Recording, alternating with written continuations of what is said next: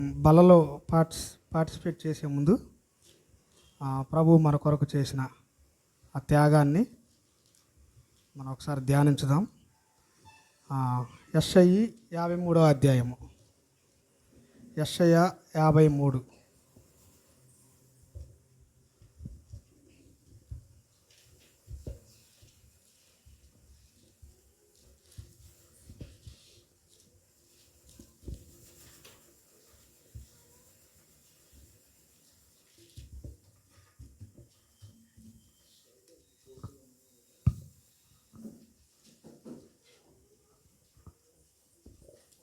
నెహెమ్యా గారు చదివి సహాయం చేయండి.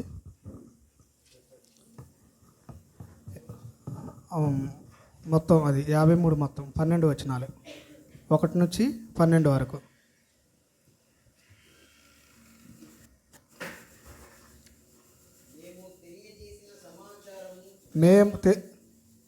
మేము తెలియజేసిన సమాచారము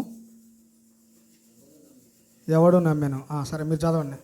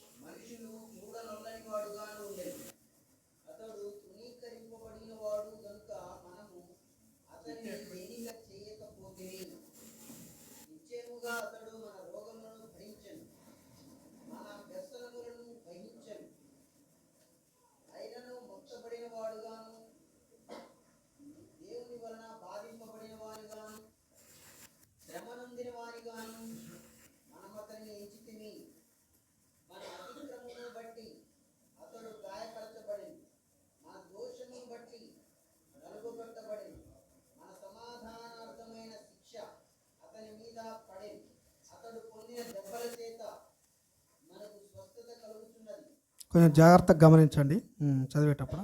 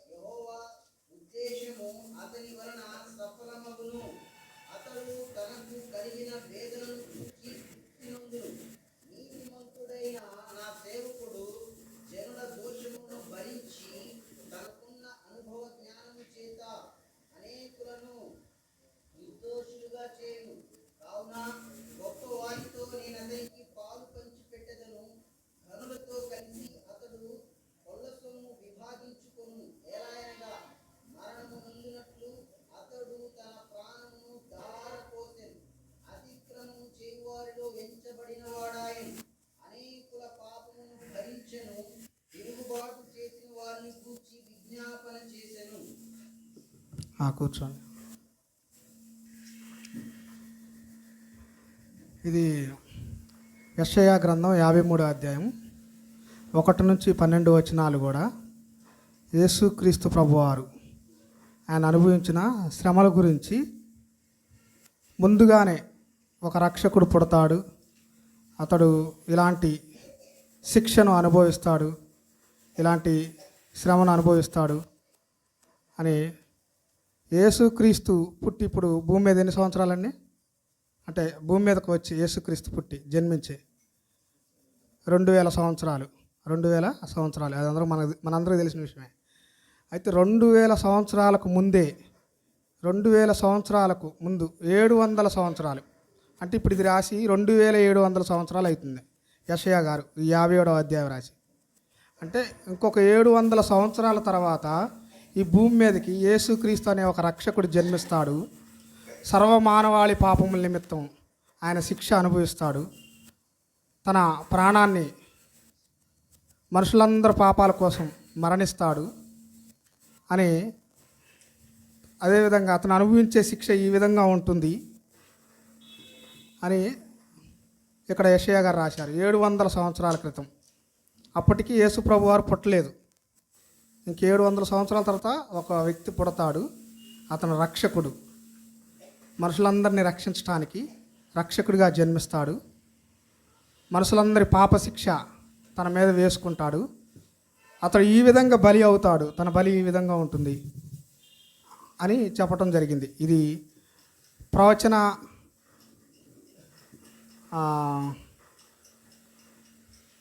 53వ అధ్యాయము, ప్రవచన అధ్యాయం ఇది. అయితే ఫస్ట్ సెంటెన్స్ మనం గమనించుదాం.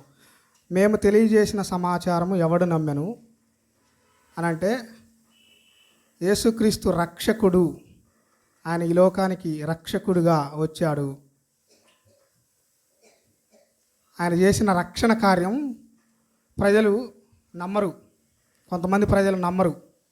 ఎవడు నమ్మెను అంటే కొంతమంది ప్రజలు నమ్మరని చెప్తున్నారు, ప్రవచనం చెప్తున్నారు.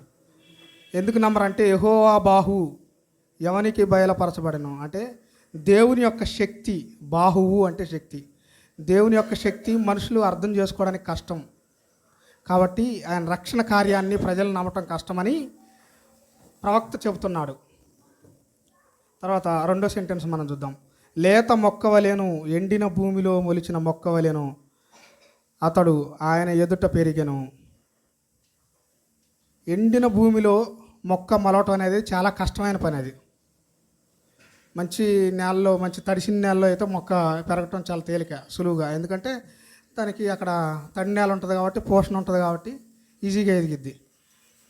అలాగే యేసుక్రీస్తు ప్రభు వారు పుట్టాక భూమి మీద ఆయన చాలా సాధారణంగా జీవిస్తాడు, ఎంతో కష్టపడి జీవిస్తాడు. ఎందుకంటే ఆయన ఒక ధనవంతుల కుటుంబంలో జన్మించలేదు, ఒక పేదవాడిగా జన్మించాడు. ఒక సాధారణమైన జీవితాన్ని అతను గడుపుతాడు. ఎంతో కష్టపడి అతను ఈ భూమి మీద నివసిస్తాడు అని ఇక్కడ సెకండ్ సెంటెన్స్ మనకు అర్థమవుతుంది. అతనికి స్వరూపమైనను సొగసైనను లేదు, మనం అతను చూచి ఆపేక్షించినట్లుగా అతని యందు స్వరూపము లేదు. ఇక్కడ బాహ్య రూపం గురించి కాదు,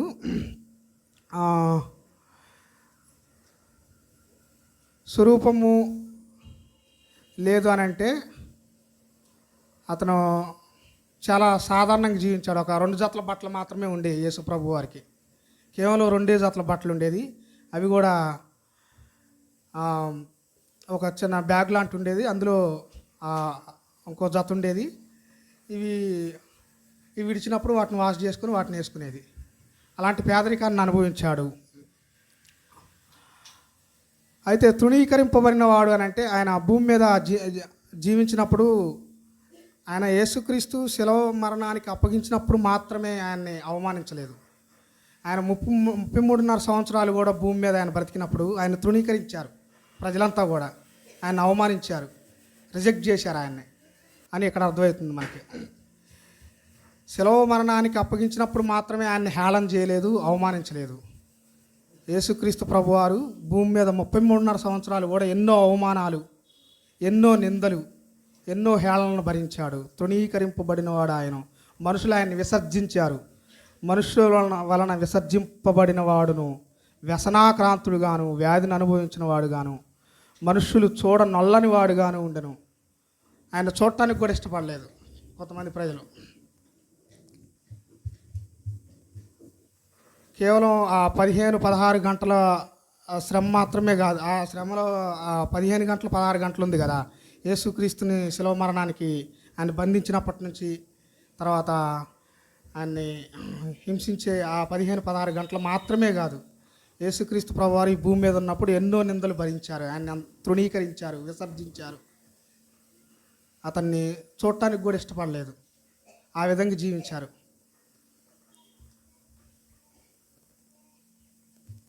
నిశ్చయముగా అతడు మన రోగములను భరించెను, మన వ్యసనములను వహించెను. ఆయనను మొత్తబడని వానిగాను, దేవుని వలన బాధింపబడిన వానిగాను, శ్రమ నొందిన వానిగాను మనం అతన్ని ఎంచితిమి. నిశ్చయముగా అతడు మన రోగములను భరించెను. మనుషులందరూ కూడా పాపమనే రోగాలతో ఉన్నారు.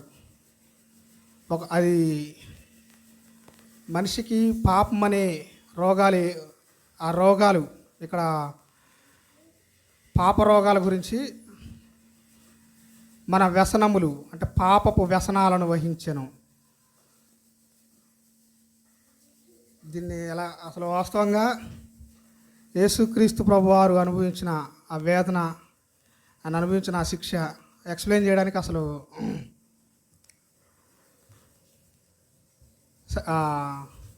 నాకు కూడా అర్హత లేదు, యోగ్యత లేదు. కానీ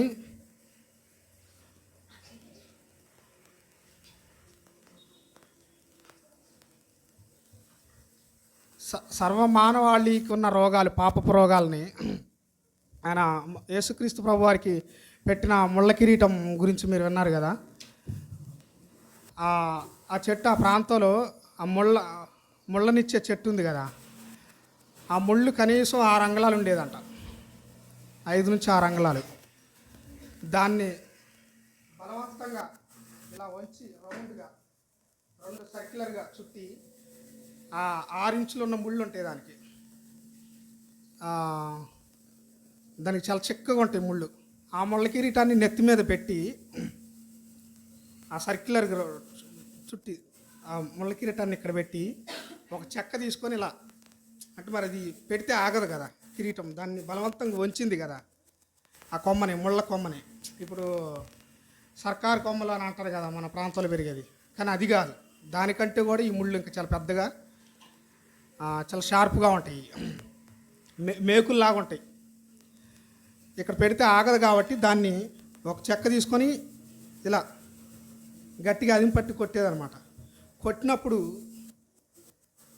కనీసం అది 2-3 అంగుళాల లోపలికి దిగేది. దిగితే ఆ రక్తం అంతా కూడా ఇలా ఫేసు కనపడకపోయేది. అలాంటి శిక్షణ అనుభవించాడు అని ఇక్కడ వర్ణించడం జరుగుతుంది. ఆ బాధ అంతటిని కూడా మొత్తబడిన వానిగాను. ఈ పదాన్ని ఎలా ఎక్స్ప్లెయిన్ చేయాలంటే, మొత్తబడిన వానిగాను అంటే ఒక 10 మంది కలిసి ఒక వ్యక్తిని కింద వేసి అతని మీద ఆ 10 మంది వ్యక్తులు కూడా కాళ్ళు వేసి తొక్కటం.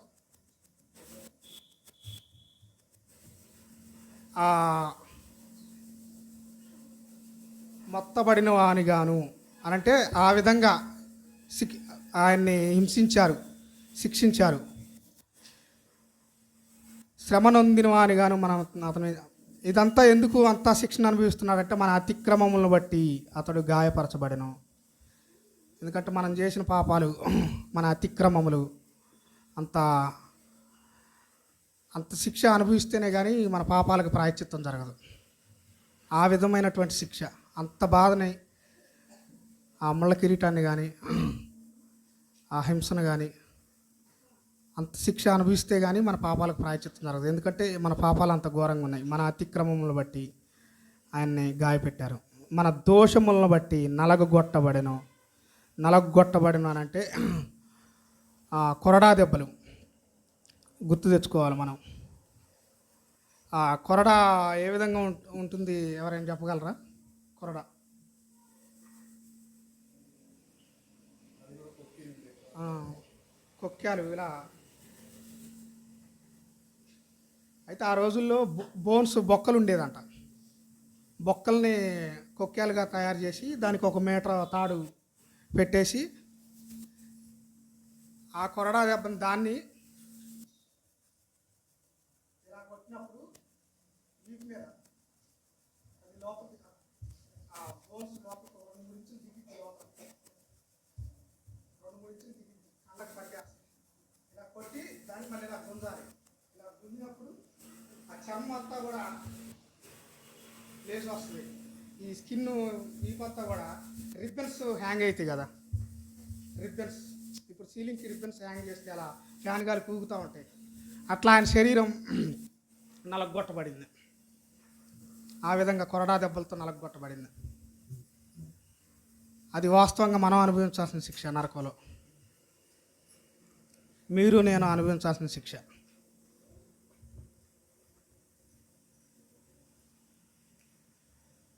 అతడు పొందిన దెబ్బల చేత అది కాదు, మన దోషములను బట్టి నలగొట్టబడను, మన సమాధానార్థమైన శిక్ష అతని మీద పడను.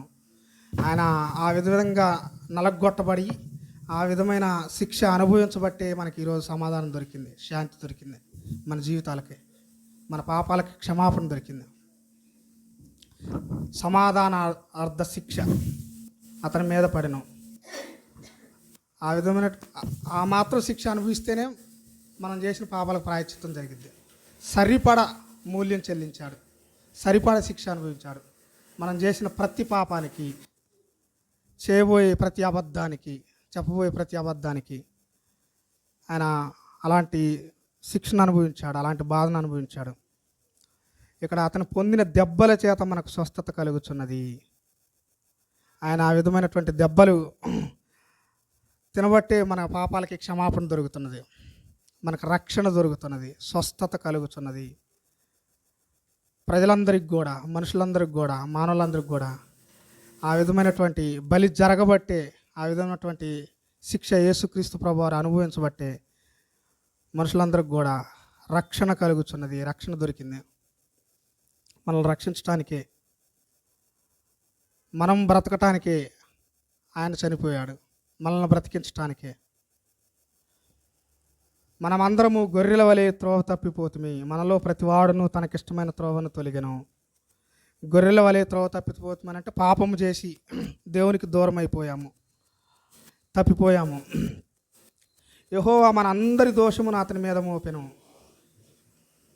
మనందరి దోషమును, సర్వమానవాళి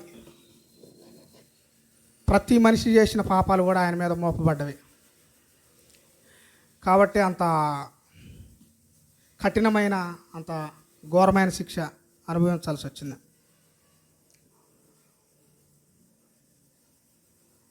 గమనించండి, సాధారణంగా మనం ఏదైనా తప్పు చేస్తే ఈ లోక న్యాయస్థానాలు, చట్టాలు మనకు విధించే శిక్షను మన రక్త సంబంధీకులు కానీ, మన స్నేహితులు కానీ, మన బంధువులు కానీ, నీకు బదులుగా నేను జైలుకి వెళ్తాను, నువ్వు అనుభవించాల్సిన ఆ జైలు శిక్షను నేను అనుభవిస్తానని ఎవరు చెప్పరు. మన తోబుట్టువులు కూడా చెప్పరు. కానీ యేసుక్రీస్తు ప్రభువారు మన దోషములన్నీ కూడా అతని మీద వేసుకున్నాడు. అతడు దౌర్జన్యము నొందెను, బాధింపబడినను అతడు నోరు తెరవలేదు, ఒక్క మాట కూడా తెరవలేదు. పిలాతు నువ్వు యూదుల రాజువా అని అడిగినప్పుడు అవును నీవన్నట్టే అని ఒకే ఒక మాట సమాధానం చెప్పాడు. ఆయన అర్థం చేసుకున్నాడు ఆయన రక్షకుడు, సాక్షాత్ దేవుడని. అందుకే నీళ్లు తీసుకురండి అని చెప్పి తన చేతులు కడుక్కున్నాడు. నీళ్ళతో ఎందుకు కడుక్కున్నాడు? ఈయనలో నాకు ఏ దోషము కనబడట్లేదు, ఈయనలో నాకు ఏ పాపము కనబడట్లేదు. ఒక సందర్భంలో అన్నారు యేసుప్రభు వారు, నాలో పాపం ఉందని మీలో ఎవరు స్థాపన చేయగలరు, రుజువు చేయగలరు అని చెప్పాడు. ఈ మాట ఎవరు కూడా, ఎలాంటి స్టేట్మెంట్ ఎవరు కూడా ఇవ్వలేదు. తర్వాత ఈ విధంగా ఎవరు కూడా జీవించలేదు, ఇంత పవిత్రంగా ఏ వ్యక్తి కూడా జీవించలేదు. చరిత్రలో ఎంతోమంది చరిత్రకారులు ఉన్నారు, ఎంతోమంది రాజులు ఉన్నారు, ఎవరు కూడా ఈ విధంగా జీవించలేదు, ఈ విధమైనటువంటి శిక్ష అనుభవించలేదు.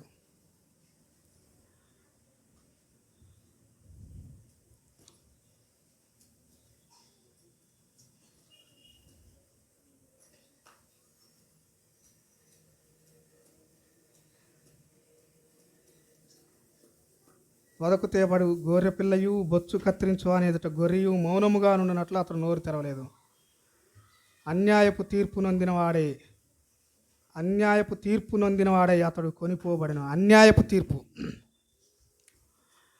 యేసుక్రీస్తు ప్రభువారిని రాత్రి బంధించినప్పటి దగ్గర నుంచి సుమారు ఉదయం 8 గంటల వరకు కూడా కొన్ని గంటల సమయం ఆయన విచారణ చేశారంట. కొన్ని గంటల సమయం ఆ విచారణ,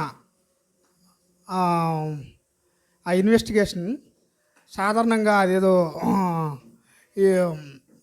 చేసిన విచారణ కాదు. అది చాలా హింసాత్మక విచారణ. అది చాలా హింసతో విచారించారు ఆయన. హింసతో ఆయన బంధించి అరెస్ట్ చేసి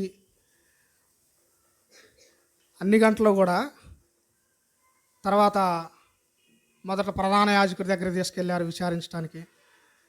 ఆ తర్వాత హేరోదు దగ్గరికి, తర్వాత పిలాతు దగ్గరికి, మళ్ళీ హేరోదు దగ్గరికి, మళ్ళీ పిలాతు దగ్గరికి, అట్లా సుమారు 6-7 సార్లు విచారణ చేశారంట. విచారించారు. అది కూడా హింసాత్మక, చాలా హింసతో కూడిన ఎంక్వైరీ చేశారు, ఇన్వెస్టిగేషన్ చేశారు. కొన్ని గంటల సమయం. ఆయన మీద అన్యాయపు తీర్పు. నిజంగా ఆయన ఎటువంటి అన్యాయం చేయలేదు. ఆయన న్యాయవంతుడైన దేవుడు. వాస్తవంగా ఆయన ఎలాంటి న్యాయవంతుడైన దేవుడు అంటే, మనం చేసిన పాపాలకి శిక్ష ఇవ్వటం న్యాయం. అది న్యాయం. ఊరికినే క్షమించేసి పరలోకంలో పెట్టగల శక్తి సామర్థ్యాలు కూడా ఉన్నాయి ఆయనకి. కానీ అది న్యాయం అవ్వదు, అన్యాయం అవుతుంది. తప్పు చేస్తే, పాపం జరిగితే ఖచ్చితంగా శిక్షించాలి. శిక్ష జరిగితేనే న్యాయం. కానీ అదే సమయంలో ప్రేమమయుడై ఉన్నాడు ఆయన. మనల్ని ఎంతో ప్రేమించుతున్నాడు. ఆ శిక్ష మనకివ్వటం ఆయనకి ఇష్టం లేదు. కాబట్టి ఆయన న్యాయవంతుడైన దేవుడు, ప్రేమామయుడైన దేవుడు అని నిరూపించుకోవటానికే నరకంలో మనం అనుభవించాల్సిన శిక్షను, మనం పొందుకోవాల్సిన శిక్షను, మనం చేసిన పాపాలకే మీకు బదులుగా నేను అనుభవిస్తాను శిక్షని అని న్యాయవంతుడైన దేవుడు అని నిరూపించుకున్నాడు. కానీ ఇక్కడ అన్యాయస్తుడిగా నిలబడ్డాడు, ఒక దోషిలాగా మన కోసం. మన అతిక్రమం బట్టి మొత్తబడిన కదా.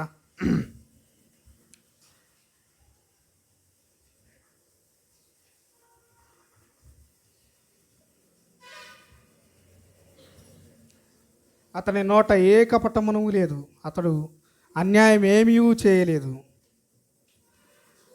అతన్ని నలగొట్టుటకు యెహోవాకు ఇష్టమాయెను. యెహోవాకు తన ప్రియ కుమారుణ్ణి యేసుక్రీస్తుని నలగొట్టడం యెహోవాకు ఇష్టమైందంట. మన బిడ్డ ఒకవేళ ఎవరైనా ఫోన్ చేసి, మీ బిడ్డకి ఇక్కడ చిన్న యాక్సిడెంట్ జరిగింది, ఇట్లా చేతులకి గాయాలు, ఇలా కాళ్ళకు చేతులకు ఇట్లా గాయాలైన ఇక్కడ హాస్పిటల్లో అడ్మిట్ చేసామని చెప్పినప్పుడు, ఆ న్యూస్ విన్నప్పుడు మనకెంత ఎలా ఉంటుంది? మన బిడ్డ రోడ్డు మీద నడుస్తూ వెళ్ళినప్పుడు, అతనికి ఏదైనా చిన్న ప్రమాదం జరిగి, అతనికి ఏదైనా గాయాలు జరిగినప్పుడు, అక్కడ దారిలో ఉన్న వ్యక్తులు ఎవరైనా అతని దగ్గర నుంచి ఫోన్ చేసి మనకి, ఇట్లా మీ బిడ్డ గాయపడ్డాడు, ఇక్కడ చిన్న ప్రమాదం జరిగింది, హాస్పిటల్ అడ్మిట్ చేసాము అని ఆ న్యూస్, ఆ వార్త విన్నప్పుడు మనకి ఎలా ఉంటుంది? ఒకసారి ఆలోచన, మన ప్రాణం తల్లడిల్లిపోద్ది. ఎందుకంటే మన బిడ్డ కదా. వామ్మో, నా బిడ్డకి ఏమైందో, ఎలాంటిది, ఏం జరిగిందో అని తల్లడిల్లిపోద్ది కదా. కానీ ఇక్కడ తండ్రి అయిన దేవుడు తన ప్రియ కుమారుడు యేసుక్రీస్తు ఆ విధంగా శిక్ష అనుభవించడం ఆయనకి ఇష్టమైందంట. అంత వేదనకరమైన శిక్షను అనుభవిస్తుంటే ఎందుకు ఆయనకి ఇష్టమైంది అని అంటే, మనం అంటే ఇష్టం కాబట్టి, మనల్ని ఎంతో ప్రేమించాడు కాబట్టి, మనం నరకోల శిక్ష అనుభవించడానికి ఇష్టం లేదు కాబట్టి, అందుకే ఆ శిక్షను ఇష్టపడ్డాడు, ఆ బలి జరగటం ఇష్టపడ్డాడు. ఎందుకంటే అక్కడ ఆ బలి జరగటం వల్ల, యేసుక్రీస్తు ఆ శిక్ష అనుభవించడం వల్ల కోట్ల ప్రజలకు రక్షణ దొరుకుతుంది, నరకం శిక్ష నుంచి తప్పించబడుతున్నారు. అందుకే ఆ శిక్షను ఇష్టపడ్డారు, ఆ బలిని ఇష్టపడ్డాడు. తండ్రి అయిన దేవుడు తన ప్రియ కుమారుణ్ణి బలి ఇవ్వటానికి, అంత శిక్షను అనుభవించడానికి. ఎందుకంటే మనల్ని రక్షించుకోవడం కోసం. ఇక్కడ దేవుని ప్రేమ మనకి అర్థమవుతుంది. శిక్షించాల్సిన దేవుడే మన కోసం శిక్ష అనుభవిస్తున్నాడు. ఆయన అతనికి వ్యాధి కలుగజేసెను. అతడు తన్ను తానే అపరాధ పరిహారార్థ బలిగా చేయగా అతని సంతానము చూచును. అతని సంతానము చూచును అని అంటే రక్షించబడుతున్న సంతానం. ఇక్కడ దేవుని బిడ్డలుగా జన్మిస్తున్న సంతానం, రక్షింపబడుతున్న సంతానం. ఆయన ఆ విధంగా బలి జరగబట్టే నమ్ముతున్న వారికి, అంగీకరిస్తున్న వారికి, దేవుని బిడ్డలుగా జన్మించుతున్న వారికి రక్షణ దొరుకుతుంది. అతడు దీర్ఘాయుష్మంతుడగును, యెహోవా ఉద్దేశం అతని వలన సఫలమగును. యెహోవా ఉద్దేశం అతని వలన. యెహోవా ఉద్దేశం ఏంటి? మానవాళ్ళని రక్షించటం.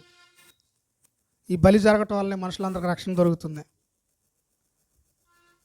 అని ఇక్కడ ఆయన ఉద్దేశం సఫలమగును అని ఇక్కడ ప్రవచనకారుడు యెషయా గారు రాస్తున్నారు.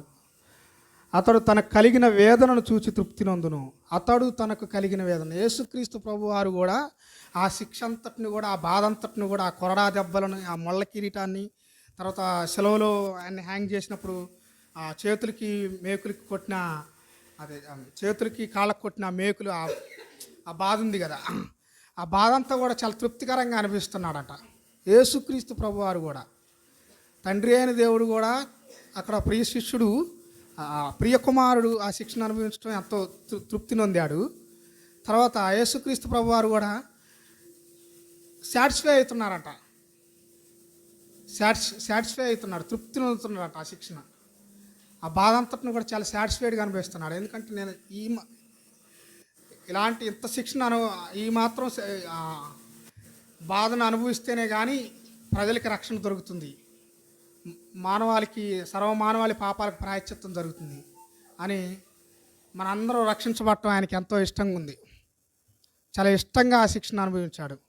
ఎందుకంటే ఆ ఇష్టం అంతా కూడా మనల్ని రక్షించుకోవడం కోసం, మనల్ని ఎంతో ప్రేమించినట్టు అర్థమవుతుంది. చాలా ఇష్టంగా మన కోసం, మనల్ని రక్షించుకోవడం కోసం ఆ శిక్షణ అంతటిని కూడా చాలా ఇష్టంగా అనుభవించాడు.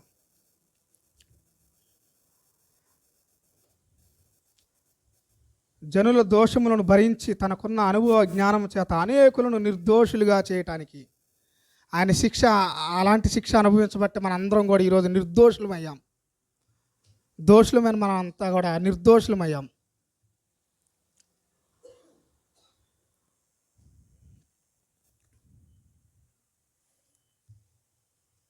మరణము నొందినట్లు అతడు తన ప్రాణమును ధారపోసెను. మరణము నొందినట్లు తన ప్రాణాన్ని ధారపోశాడు. చనిపోయేంత వరకు కూడా, తన ప్రాణం పెట్టేంత వరకు కూడా ఆ శిక్షను అనుభవించాడు. ఆఖరి నిమిషం వరకు కూడా ఆ బాధను అనుభవించాడు. నన్ను రక్షించటానికి అనేకుల పాపమును భరించుచు, అదంతా కూడా మన పాపం ఆయన మీద వేసుకున్నాడు. ఆ బాధ అదంతా కూడా మనం అనుభవించాల్సిన శిక్ష. అతిక్రమము చేయువారిలో ఎంచబడిన వాడాయను. అతిక్రమము చేయువారిలో ఎంచబడివాయను. అనేకుల పాపను భరించు, తిరుగుబాటు చేసిన వారిని గురించి విజ్ఞాపన చేసిన.